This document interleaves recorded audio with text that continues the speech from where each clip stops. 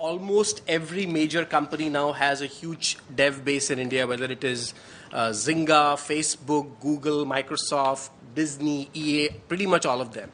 And I think there are a lot of opportunities and challenges in setting up these studios and operating them. So we have a very, very fantastic panel over here talking about it. The moderator of the panel is Rajesh Rao, who runs Dhruva. Dhruva is pretty much the first and the oldest games company, and Rajesh is pretty much the champion and the leader of the industry from all of us. So Rajesh, it's over to you to introduce everybody and take the panel forward.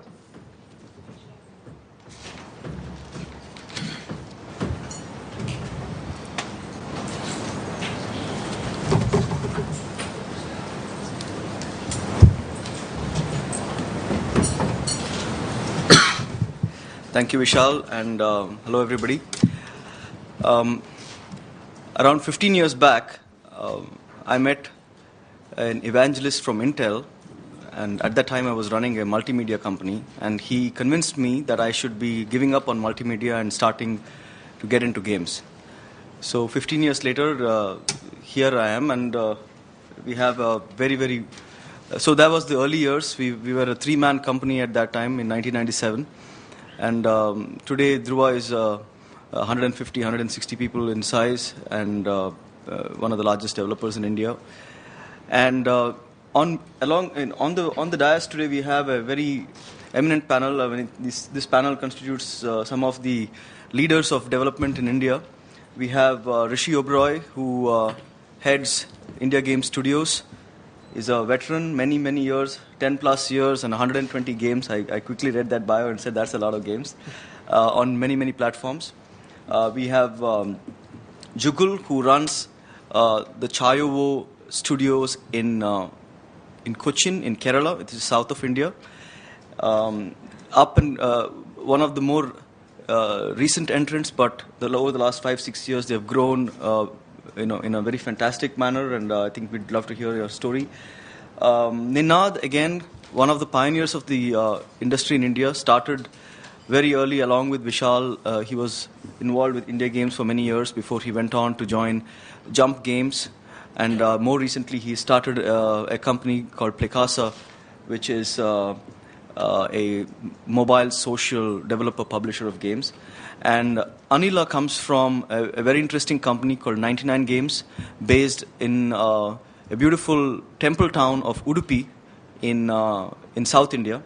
And it's a very interesting story of starting if anybody told any of us in India that there was a gaming company in Udupi, we would like say, really?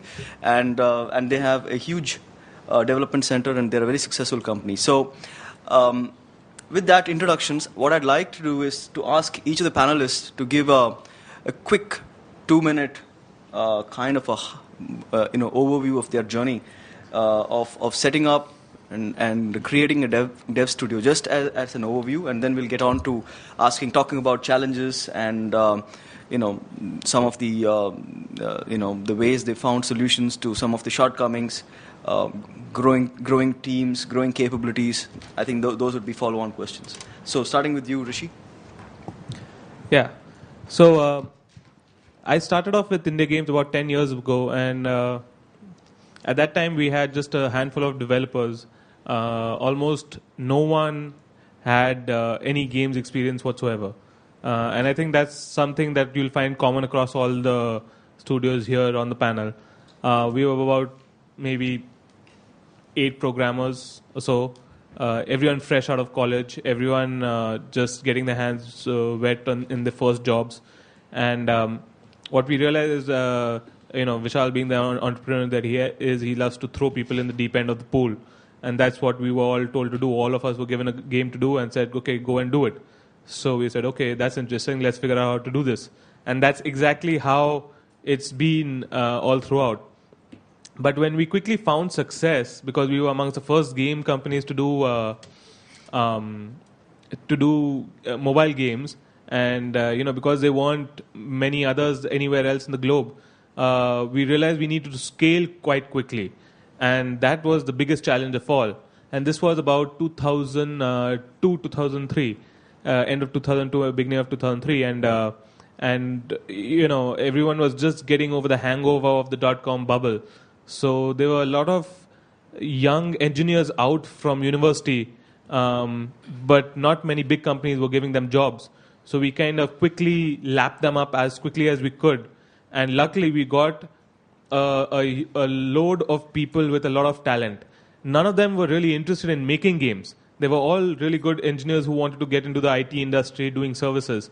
And but what we realized is by grabbing them and by introducing them in the games industry, we actually helped seed the first evangelists of the gaming industry in India. And from there, most of these guys who we ended up teaching on the job, learning on the job, and learning how to create games in J2ME and in other platforms. They're the ones who ended up seeding the other companies like EA and Gameloft and Zynga and all these other studios when they came into the country. Jugal? Yes. So our story is a little different. We started in 2007, just like Rishi mentioned, with a bunch of guys who are more programmers than gamers. And we started doing outsourcing and work for hire, starting with Flash games, and moved on to iPhone, Facebook, and all those platforms when the market evolved. And now in 2009 we shifted into mostly our own IPs, and as of this week we just started an office in San Francisco to publish games on our own. So we've been an outsourcing shop to an IP and now we are getting into self-publishing on our titles. So that's what the Chaiwu story has been till now. Thanks. Ninad? So, it's been an interesting journey, starting off in the early days of the Indian gaming industry, and the way it kind of started off also had an interesting twist. The year was 1998, and India was at war with Pakistan. And Vishal and I had known each other for some time, and one day he calls me saying, "Hey, you know what? I have a great idea. Let's make a game where we shoot down Pakistani soldiers." And I'm like, "Are you nuts? I mean, you can't do that. It's a serious issue." But he was insistent. He said, "No. If you can create a concept, I can program it and we'll do it." So in a span of almost 12 to 18 hours, we kind of turned around the game. He was my lead and only programmer at that point of time, and I was his lead and only game designer at that point of time. And we created a game where you are an Indian soldier on the border and you shoot down Pakistani soldiers, Pakistani cricketers, Pakistani politicians. And the best part was you could never win. You could never lose, sorry. I'm delighted this. But, I mean, and that kind of was very interesting, and that kind of triggered a thing in us that it got very popular with people because it was a topical thing. And down the line, we realized that localized IP, which even Vishal mentioned in his talk earlier, also was something which Indian gamers were kind of getting used to the concept of gaming. And our families didn't know what we did for a living when we were going around building games. So we created a concept where we'll create localized IP-based games on Indian themes, cricket, Bollywood, religion, mythology. And interestingly, when we closed our first round of funding, my father actually didn't know why would anybody pay us $1 million to build games. From there till come 2012, where I'm on my third startup, building mobile social games. I don't think my dad still believes I build games for a living. But it's been an interesting journey. Pretty much the same challenges which Rishi and Jugal mentioned about finding people with that fire in their belly, the passion to create games. It's kind of, we like doing what we've been doing all along. Find people who we think have that spark and throw them in the deep end of the pool. And if they sink, then we move on to the next guy. If they swim, we have a winner on our hands. So it's been a trial and error journey, but we are slowly getting method to the madness over there. Anila?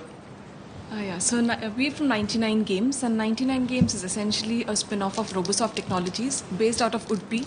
The very fact that it's based out of Udpi is a good conversation starter. People are like, Udpi? Where the hell is Udpi? And we are proud to say that we put in Udpi on the map. Robosoft is a software development services company, and we were one of the premier developers for Apple. And when the App Store was launched in 2008, we thought that was a good opportunity for us to get onto the iOS platform, which is when 99 Games, started. So we started off with a game, a chess game, which did fairly well. Followed it up with a word game called Wordsworth, which was a phenomenal success for us, and we were very proud of the fact that we were able to conceptualize and create a game of that caliber, which catered to the audience in the US and UK. It was a very good game, and it even made it to the top 50 overall when the App Store was launched in 2009, early 2009. And we have grown a lot ever since. We have around 12 titles in our kitty so far on the iPhone, iPad, Mac, and very recently into the Android as well.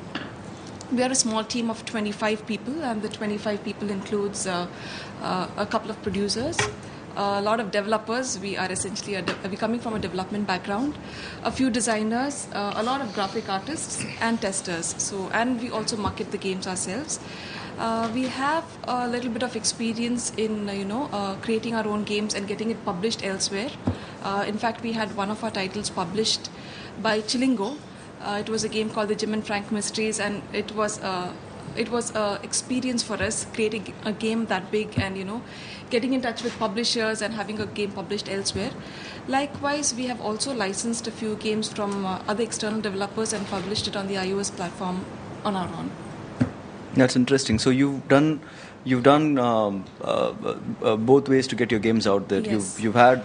So how has been that experience for you? Being an Indian developer publisher who has had some titles being published by others in Western publishers publishing it in the Western market versus yourself. There are different, I guess everybody would have the same discussion. Is it good to publish on your own, or is it good to get in touch with the publisher to publish your game? We have seen it both ways, and our experience with Chilingo for the Jim and Frank Mysteries was great. We were not a very known company until then, and when we made Jim and Frank Mysteries and we got in touch with a lot of publishers, we got in touch with Chilingo, we got in touch with EA and Namco Bandai. There were a lot of other publishers as well who showed a lot of interest in the game, and finally we had the opportunity to choose, which is, it is not just the fact that they picked us. We got an opportunity to choose someone whom we wanted to go ahead with, and it was a good experience because they were able to give us the push that was required to get onto the market. Chilingo was big with Angry Birds and Cut the Rope, which is why we went ahead with them. So that experience was wonderful. I don't think it would have been possible for us to publish that game on our own and make it big. So yeah, that's our take on it. Cool. So if I had to go back to the theme that we all started with people who really did not have any development background. Early years were spent doing a lot of trial and error, taking maybe 2 or 3 or 4 times the amount of time that we would ideally have taken to make a game, to now where obviously I think there's a lot more maturity, there's a lot more I think a lot more, the level of productivity is a lot higher. What are some of your learnings in terms of getting your workforce to be more knowledgeable, to build their skills?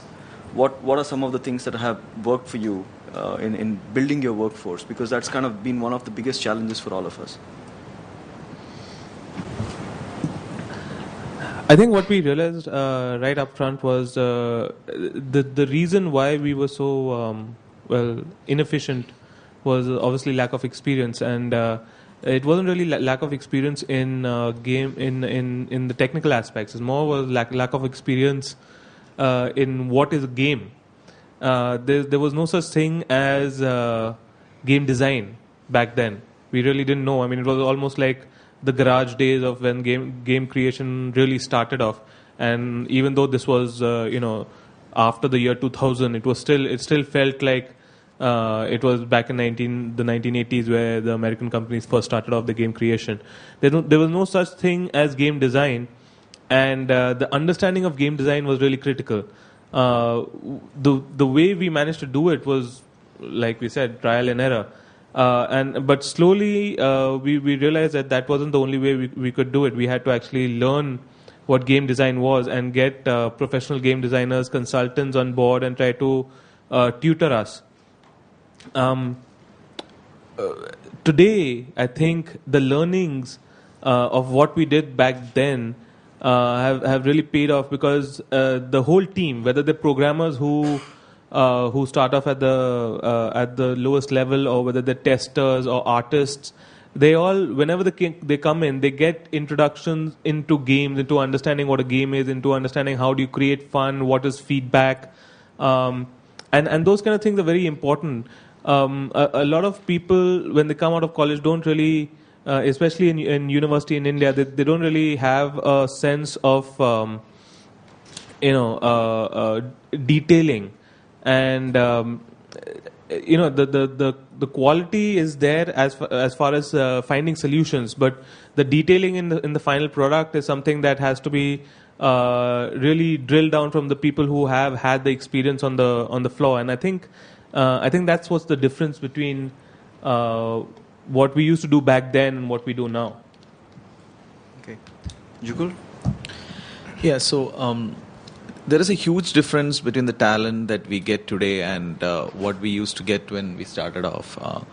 The kind of people that come today have grown up playing games, and it is That makes a huge difference. I would say that it's a critical factor. When 15 years back, when we started, we actually had set up a game room, and we had PlayStation and Game Cubes. I'm talking about really early days, and people were seeing those consoles for the very first time in their lives. They had never seen a console before, and we'd have a library of over 200 games. And first 2 weeks, 3 weeks of time was just spent asking people to learn what games are all about. Just check it out, because they had no idea of what it was all about. So it's so it is so coming back to the point. So it's much more easier to make the people understand what these games are these days. But again,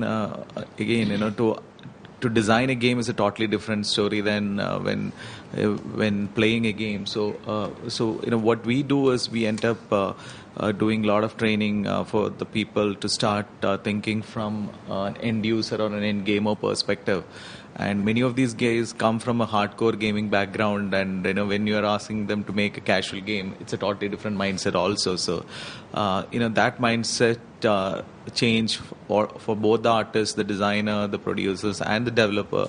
So we do the same kind of training all across the board, so the office, so that everybody is in sync. It's not only the game designers that are put through the whole process, because the passion of the programmer really sees in the final output, right? So that's something that we do on a continuous basis.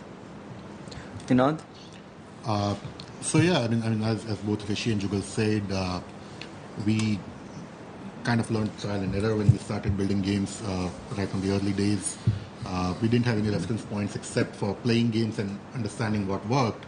But over the period of time, we kind of put a process in place where whenever we hired somebody, as a part of their induction, they also need to, for at least 2 to 3 days in the initial week, they need to keep playing as many games as they can to understand the nuances of what goes into a game. Be it a designer, be it an engineer, be it a QA guy, the mandate is that the first 3 days you join, you need to play games, and not just PC or console games, but the more casual the game, the better. So we kind of give them the iPad and say, hey, come back to us after 3 days and tell us which games you played and what did you learn from that.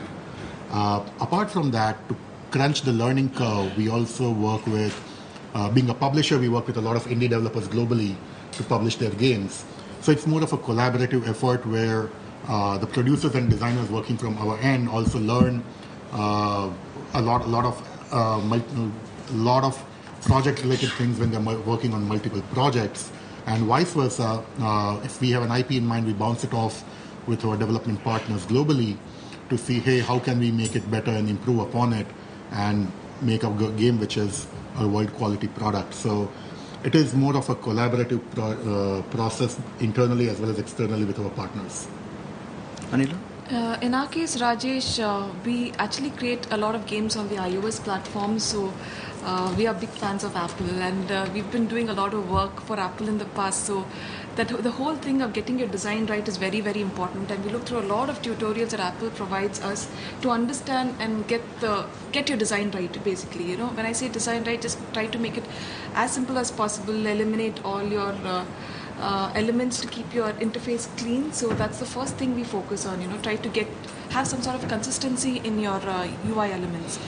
Apart from that, since we are in Udpi, it works two ways for us. It's a little difficult for us to get talent to be in that place, and we start off getting freshers, and sometimes they're not very they're tool people, they're tool guys, they're not very creative, and we need to get them to watch some soaps. And since we cater to the Western audience, we get them to watch soaps like Friends and Harry Potter and things like that, so that they're just acquainted with that culture. Apart from that, there are a few of us who read a lot of books and things like that. So we sort of So impart our that's the whole culture. sensibility Yeah, side of it's things. just about letting them know what the audience is like in abroad, since we are catering to that audience. And a few of us tend to attend a lot of conferences, try to get as much information as possible, and try to pass on that info back to the team. So that's how we, I guess there's the one other aspect, which is many of us have done game development services over a number of years, and that's really helped in terms of getting people up the learning curve, and sensibility, look and feel, nuances, getting especially when you're designing products for a Western market. I guess it made a lot of difference. So where do you see your studios going? Where we are? We've all heard about the $1 billion opportunity. We've heard about I guess it's we've heard 2 talks in the morning about India hitting $1 billion in terms of market opportunity in the next few years. So where do you see your studios going? How do you see yourselves leveraging this opportunity? I think more than the $1 billion opportunity, what we should be really looking for, and I think everyone anywhere in the world who's trying to make a game is looking for the $1 billion IP. And today in India, there are a lot of companies, small companies, who are actually pushing for that because they're trying to create their own IPs. And I think that is possible today because a lot of people who started off in the industry like a few years ago and did their time, so to speak, in the big companies making commercial games, started branching out and creating their own one-man, two-man shows, the indie game community, and they're looking for that original IP, that original innovation, and I think that is the key. I guess a lot of us will continue doing whatever we are doing because we are really successful at it. But the key is to try to see if we can break out, and the breakout only happens when there's innovation that is directed, and that innovation will only be directed if people who are bored of doing what they're doing start trying to doing something else. And if they're sitting in a company outside of the system, then it's probably easier for them to try to do that. The key is if you're trying to do it within a bigger company, then the company, we should, within ourselves try to foster innovation amongst our teams. And if we can manage to do that, then we will see that breakout $1 billion IP. And I think that's what everyone is hoping for, right? Yeah. We haven't really, when we started off, one of our initial strategy was an India strategy with a portal called Games India and stuff. And since then, we have moved away from that.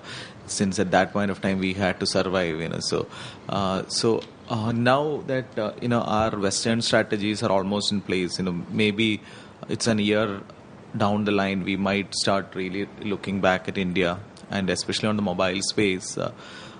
We don't want to go back to the feature phones because that's not our expert area, and we work on smartphones. So, from what Vishal was saying, it's still if there is a 40 million smartphone users, maybe it's worth considering. But it's at least a year away for us. So it's interesting. You just mentioned Western strategy. So what is that Western strategy? Western strategy is mainly we want to monetize the Western markets.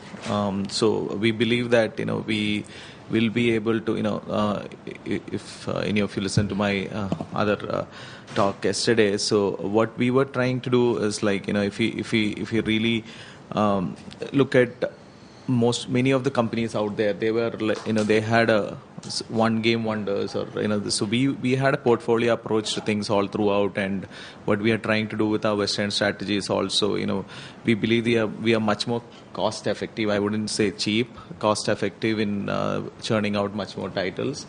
And we have a holistic approach of things, and we will see a series of products that are coming out for multi and cross platform from our studios. So our Western strategy is to go out in the market. We used to go for third-party publishers, so we are stopping that and going out on our own in the near future.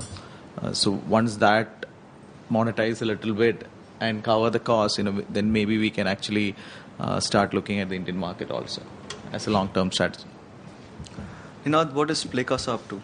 So Playcasa is a publisher of casual social games on smartphones and social media platforms. So we work on two models. We create our own IP because, like Rishi said, I think the App Store and Facebook pretty much changed the whole gaming scenario, where a lot of developers wanted to get into the product IP creation space and are doing that in a big way. So we are creating our own IP. And we are also publishers for indie developers globally to publish their content on the app stores, on the various marketplaces globally, because we believe there's a lot of potential talent out there, be it in India or outside. But some of these developers are, and they're really good at what they do, that is build games, but maybe because of lack of expertise or bandwidth or experience, they have not been able to monetize and promote these games effectively. So that's where we as Playcasa come in. We reach out to the developer and say, hey, you know what? We think you have a fantastic product. We can help you market it and promote it. And collectively, we are looking at building a platform for end consumers to come and consume good, fun, casual social games. Anila? In our case, we used to churn out a lot of games in the past, and then we sort of stopped doing that, and our focus is on creating, say, around 2 to 3 really good titles out, and create a brand name for 99 games. So it's just about releasing probably not more than 3 titles on the iOS primarily, and if that really works well, we will move on to the Android and see how we can extend ourselves to different platforms. So that's our strategy. Cool. I have a question. I think probably with all you building studios, one of the main goals is an exit at some point. What are the foreign ownership rules around buying a studio in India? There's no restrictions. No restrictions? No. Okay. So just to add to what Rishi was saying earlier about the rise of the indies. Rishi and I work together on the NASSCOM Gaming Forum, which is a kind of an industry platform that has emerged over the last 4 years. I chair that, and Rishi runs the conference from a content perspective. And one of the things that we do at the NASSCOM Games Forum is we track companies, apart from tracking trends and market activity and so on. And very interesting data that we saw last year when we were preparing for the last year's conference was that in 2010, in the beginning of 2010, there were just 25 gaming companies, developers in India. And so you're talking about starting from 1997 to 2010, in 13 years, we just had 25 companies. By the time it was November of last year, in 18 months, we had gone from 25 to 100 companies. Right now, we have more than 115. So from November of last year to now, we already added 15 more companies. So these companies people are waking up in the morning, kicking their jobs and starting companies. So we call it the Angry Birds effect. And just the desire to kind of break out and do something on their own and publish. I think there's going to be a lot of innovation. There'll be a lot of failures too, but I think that's how an ecosystem gets created. It's just the sheer number of people coming out with new ideas. And I think we're going to see at least one or two companies making big IPs out of this, out of the sheer fact that there are so many new ideas coming out there. Questions?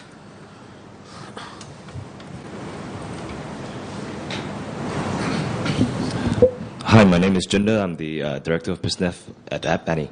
So I have a question on the Indian market. So what I see is in some emerging economies like China, Vietnam, and Thailand, there are a lot of people on the streets who can't really afford an iPhone, but they'd be willing to spend, fork out 2 or 3 months of their wages on iPhones. Because it's become such a status symbol. I don't think this is present in India yet, but do you think this phenomenon, this level of irrationality can happen in India, and how soon? No, I doubt it. India is very price conscious. Okay. And I think India is clearly headed towards, at this point in time, it looks like an Android market. Oh. Very, very cheap Android phones. Okay, thank you. Lots of local manufacturers who are working with Chinese contract developers to bring out, quite beefed up hardware for very low price. Okay. And it's not the best news for developers because we have to deal with so many phones and to make sure our so many builds are made for so many different phones. But that seems to be the reality. Okay. I think what we've seen is the last, at least 2010 to 2011, approximately a 500% growth in Android devices. And iPhone has been more or less flat. And even on that 500% growth, I don't think, I mean, I'm just guessing out here, but I don't think the Android penetration in the Indian ecosystem is more than 3%. You mean the Android or the iPhone? Android. So it's still a predominant Java market as of now. Okay. And for the Android market in India, is it primarily Google Play, or there are many players as well? Sorry? For the Android market distribution system in India, is it just primarily Google Play? Yeah. Okay. Google Play, but CarrierDex are also launching their own app stores which have Android. Indian consumers can access Amazon and download from there. So the channels are open for publishers to publish, but Google Play drives the... Okay. Cool. Thanks. Considering that you guys have started between 5 and 15 years ago, what do you think indies today need to be cautious about when they're starting out studios in India? What are the 3 or 4 main stumbling blocks that you think we should be aware of? Indies or any studio? I'm guessing that large studios starting up, they have to start off as an indie and probably move that way, right? So what are the things you think that they should be aware of so that they don't make some of the common mistakes that would tend to happen? I think they need to be very cost conscious. I think they need to think about money really, really clearly, really fast, right from the beginning, and that's something that people don't think about right from the beginning. And not only the fact of how cheap are they going to keep it, because really, I mean, depending on where you are in the country, and this is something that we didn't discuss, but like us in Bombay, we are almost as expensive a studio as any Western or European studio, because we're in Bombay, in such an expensive place. But I'm not only talking about the costs, I'm also talking about how fast their revenue streams should start coming in. They need to be very, very conscious about that. A lot of indies usually say, oh, we're going to have this great game design, and it's going to take 8 months to do the design and another 16 months to build the game. That seems to be a very long development cycle, and even just to give a comparison, even we would shudder to think about cycles like that. Even if it comes to between 6 and 8 months, and we start shivering and saying, okay, the costs are going too high. So I think cost is a major thing. And second thing I would say is be very, very clear about what your design is, because a lot of people who start off and say they're going to create their own games are not really very clear about their design. They need to be very, very clear about what their design is. My take on it would be to do your analytics right, study your metrics, learn your audience, If you don't do it, you don't know at what loss you are until you have released it. And we've had that experience. We never used to measure our audience in the past, and we do it very closely right now. It definitely helps. He would know. Go ahead. Yeah. Like any startup, one of the most important things I have seen most of the gaming companies don't do. Many of these guys don't come from any entrepreneurial background. They come from a creative background. So in the current data-driven design models of game design, you need to run it more like an e-commerce business rather than a gaming business. It needs to make real sense, right? So data-driven, yes. You need to have somebody with a business sense also in your team than only a certain number of programmers and designers also. I would definitely recommend that you have somebody with some kind of a business sense also in the team. If you want to build a freemium game, it needs to be factored in right at the design stage, that how you're going to monetize on the game.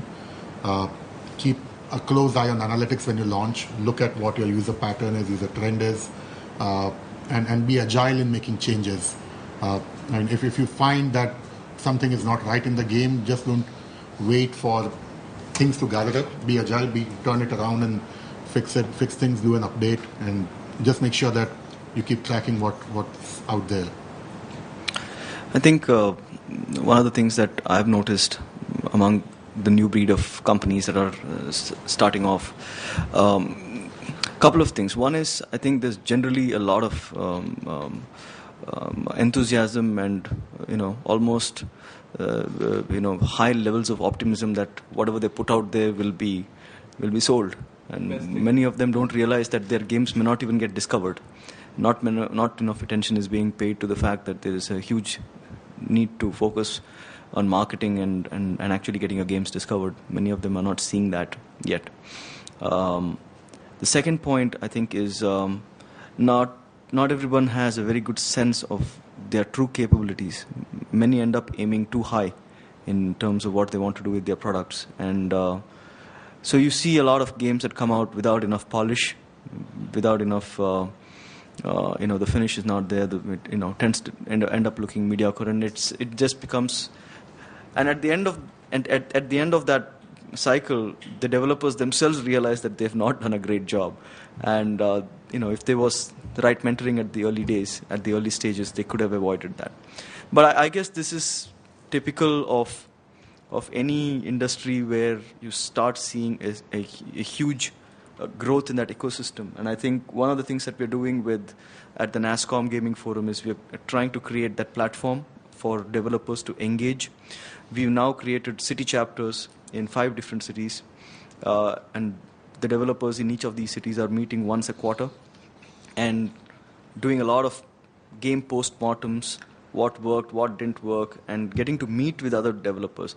I think it took us, in the early days, it took us 4 to 5 years before we actually saw the people from Dhruva saw people from India Games or from Jump Games. We were all kind of growing in silos, which was such a pity, because there was so much we could have learned from each other. I think that's one thing that we're trying to fix now, and I think we're doing a good job there. And the local developers are now beginning to finally meet and discuss and get to know each other, and realizing that there are competencies that could potentially be leveraged. We're encouraging a lot of collaboration between developers. That's the other thing. And we have a conference now, which is doing very well. 1st, 2nd, 3rd of November this year is going to be the 4th edition of the NASSCOM Game Developers Conference. And it's grown from strength to strength. We started in 2009, I think. We had a one-day conference with 150 people. In 2010, it became 300. In 2011, we had 700. And this year, we expect it to be 12 to 1,500 in size. So, it's a growing ecosystem, and I think there's a lot of sharing. Rajesh, I have a question for you. You guys have been around for such a long time, and you guys were in full game development and then out of full game development. Could you, talk about your journey and why you started doing it and why you stopped doing full games and only concentrating on services, and whether you're planning on continuing to do games? And in a city like Bangalore, where we have companies like Zynga who are creating world-class content. Are you planning to create your own IP out there? So we started way too early. I think we are victims of the fact that we started before there was anything to do in terms of the market locally or otherwise, and we also had a lot to learn. It was 97 was a very early days. The people we hired had also barely knew how to play games. At least now we are finding people who have played games during their formative years, but those were really early days.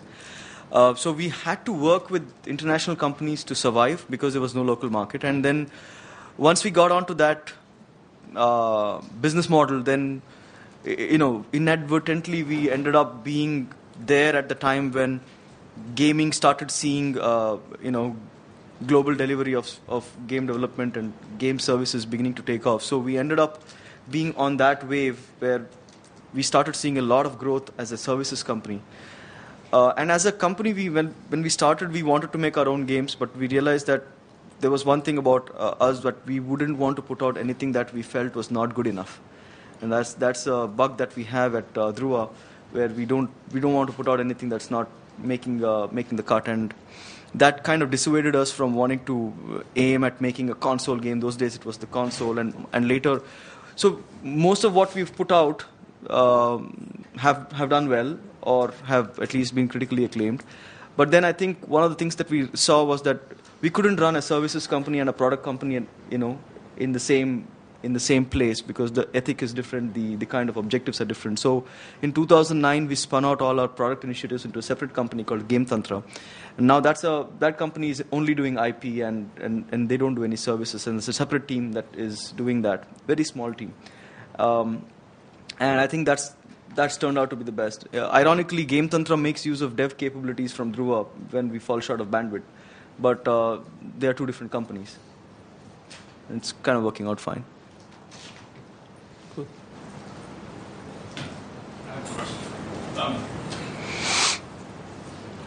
Hi, my name is Ashley Johnson from Kids Studios. I've got a couple questions. We're being published by DNA in Korea and Japan and hopefully in China.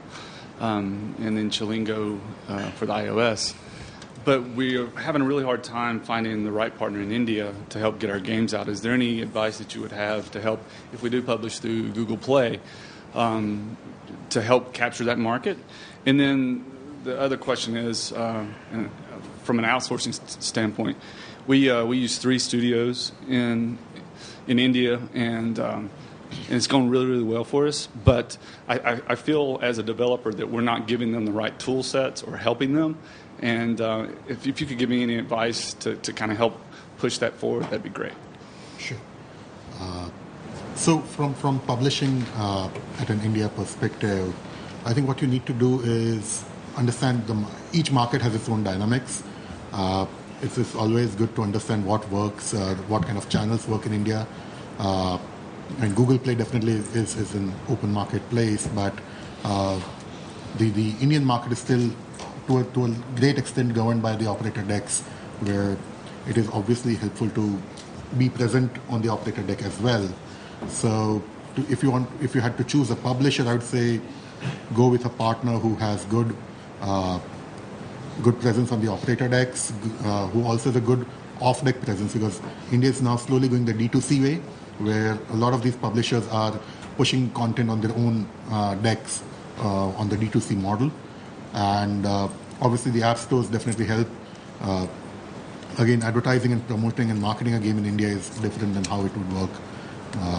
So you need to look for a partner who has pretty much all these grounds covered: the app stores, the operator decks, and the off-deck model. As far as the studio is concerned, so I couldn't really get what your question was. So how do you guide them to build? Yeah, I mean, we stumble through, once you get a model stood up, and because we're very art heavy. Right. We spent about 5 years just developing our game, developing our storyline, because it's a single IP wrapped around a storyline, tied with 4 novels and things like that. So okay. We're very, very art heavy, but when it comes to tying those things together from a game standpoint and an art standpoint, making sure to your points that it's polished. That's where we kind of slip and fall. So, Rajesh, maybe you have a better view on that? It's really a function of experience. It depends on the group that you're working with. I mean, Yeah, we're working with. Can I say the name? No, I can answer that well. Sure. Okay, so I would like to know. So, do you have a project manager or a product manager who works with them on a continuous basis, or is you have? Okay. So, first thing is like an Indian outsourcing shop. We were a predominantly outsourcing shop. Most of these guys will do only what you tell them to do. Yeah. It's a cultural thing, right? So they will not go out of the way to add an extra polish that that for somebody like you might be quite intuitive. Oh, why didn't they do that? It's quite obvious. Right? They wouldn't do that. And from my experience, even if I am not outsourcing, if I am sitting in a studio also and I give her this thing, they will just do that thing, just what you have told them and said, that's what you asked me to do. So, I think you need to set your expectation right to avoid the frustration that maybe that polish needs to, need to get on a video call or a con call on a regular basis and tell them this is what I expect, and it might be worthwhile you make a trip to them to the studio and you connect with the people so that you identify a couple of people in that studio who will be able to understand your the way you think more realistically, and then they will be able to run it from there. And at some point of time it might be that you might have to tell them that you have the freedom to do that also. So I think that's the right point. They feel like you give them a design doc and they have to follow that to the letter Yes. of the law. But there's things that they can do to either make it faster Yes. or quicker. They don't, Yes. that's kind of an one Yes, of so- the sorry. Yeah. One So, of the- go ahead. Go ahead. Yeah. So just to end the point, so I think it will help if you can clearly define to them, what are their freedoms that they have in terms of where they can use their creativity or their skills also, right? Otherwise, they wouldn't, as a part of our culture, we wouldn't take that freedom. On our own. Also, it would help if you have someone in house, or even if it's an Indian who is in house sitting with the team all the time, who kind of shares that sensibility, because there are people like that in India. They'll be tougher to find and they'll be more expensive. But those are the people who can actually bridge the gap between what you're saying, where the leeway is, and what is it the final developer is going to do. I think that's what we Yeah, I think because of people know that they don't have the sensibility, they tend to be shy and they don't want to make a mistake. There's that culture of not wanting to make a mistake and getting scolded for it. But I think many of us, we've cracked that with anything to do with stylized. We've been doing stylized work for a while, and we realized that the best way to do it is either find people who have the sensibility, or better still, hire people who have that sensibility. So we have expats working in our company who are studio art directors and so on, and that problem is completely gone, because under that mentorship suddenly everybody starts blooming, because they are no longer shy and they know that there's someone who can have oversee them and before it goes out of the door, and that makes a huge difference. All right, last question, anybody? All right, so great, thank you very much for this panel, and I hope you guys have learned something out of it. And,